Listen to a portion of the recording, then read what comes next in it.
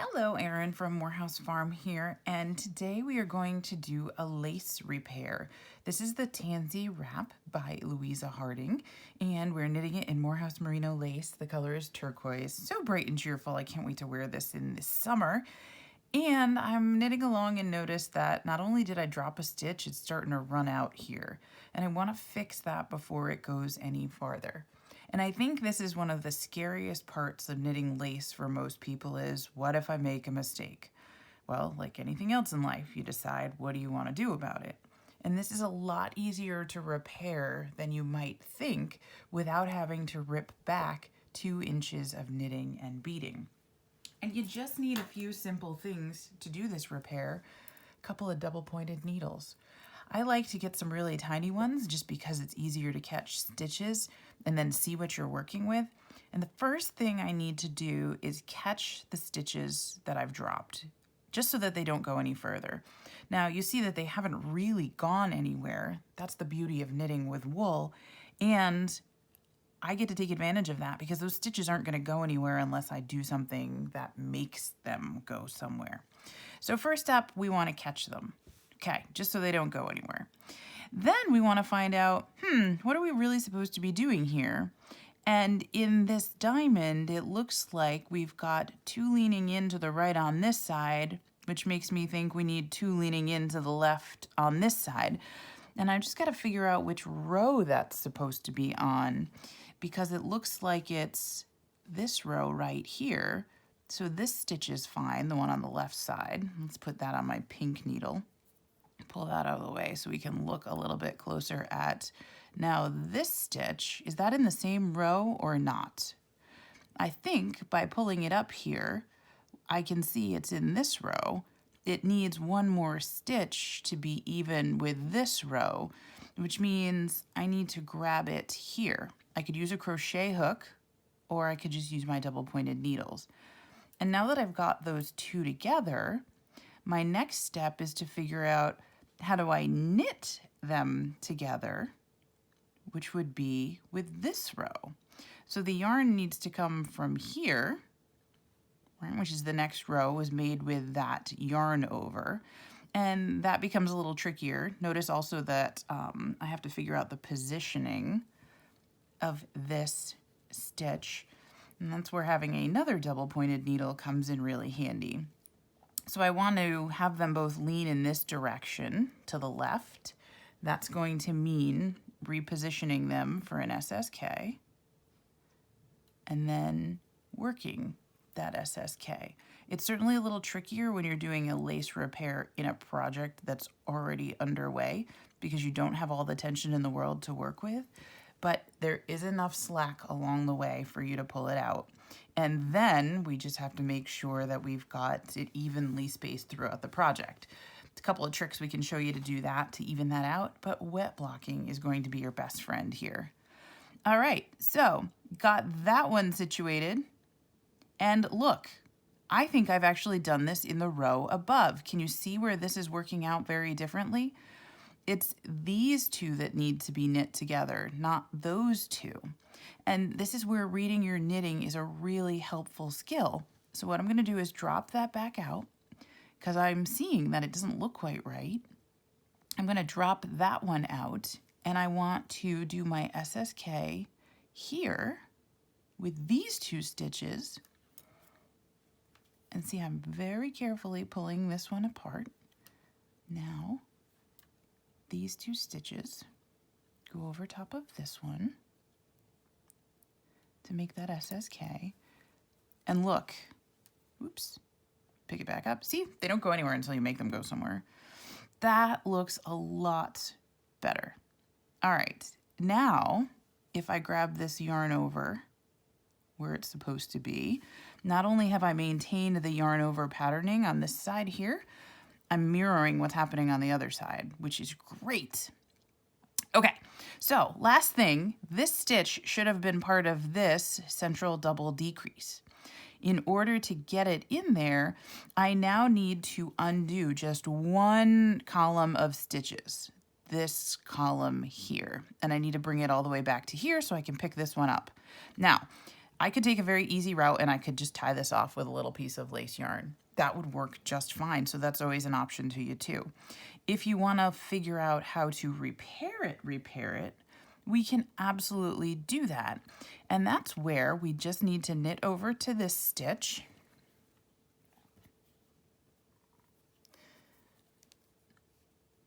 Okay, and you can just do the transfer if you're not ready to do everything in pattern. And then we need to run this stitch back. And what I'm noticing, right, is that we've got 1, 2, 3, and then the bead. So I might want to write that down so that I remember where the bead goes, because it's going to come off as we unravel this. And then the ones below it, 1, 2, 3, and then this one is the one that catches it all together. It's going to be a little tricky because this is the yarn over, but it's nothing we can't do.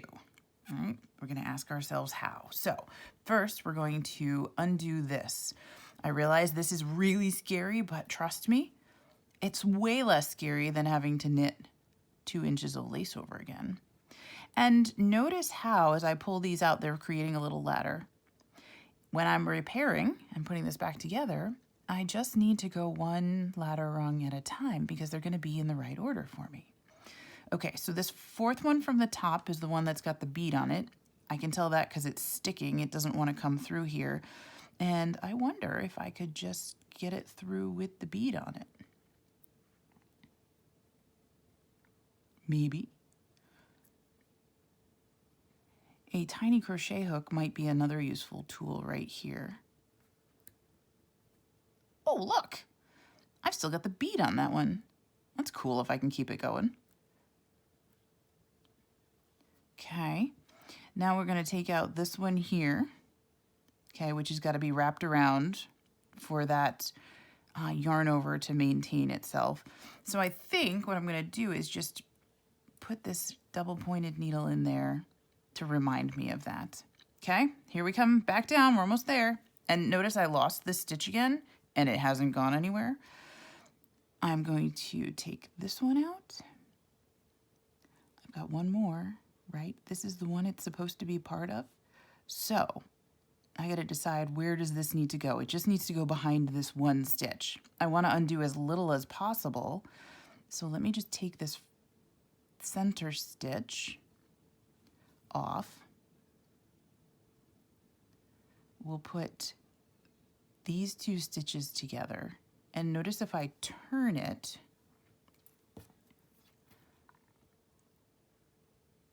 now I've got them properly positioned so that this stitch will be in front. Okay, now we can grab that. And let's see, do I have a little crochet hook close by? Of course not. Let me go grab that. Actually, I can use my beading tool, I think. So all I'm going to do is replace this little crochet hook, or this little double pointed needle, with the crochet hook. So through those 2, grab the one I want, and bring it up. Now this is really tiny, so this is probably going to work better if I go grab a crochet hook. Let me do that. Okay, so here I am with my tiny crochet hook. And one of the things that I notice is this stitch needs to be part of this central decrease.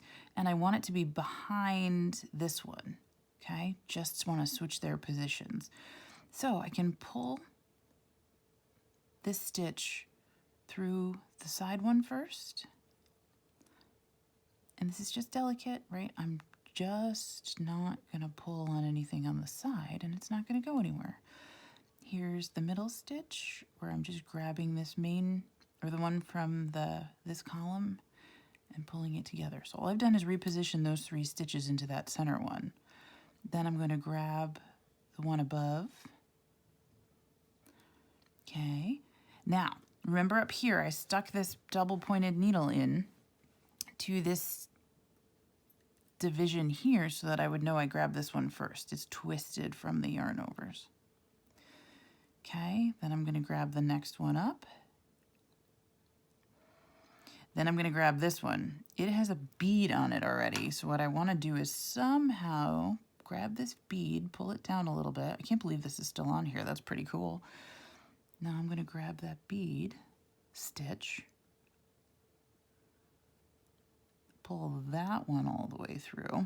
And this one will need a little help probably because the bead is acting like a stopper. Okay, now next one up.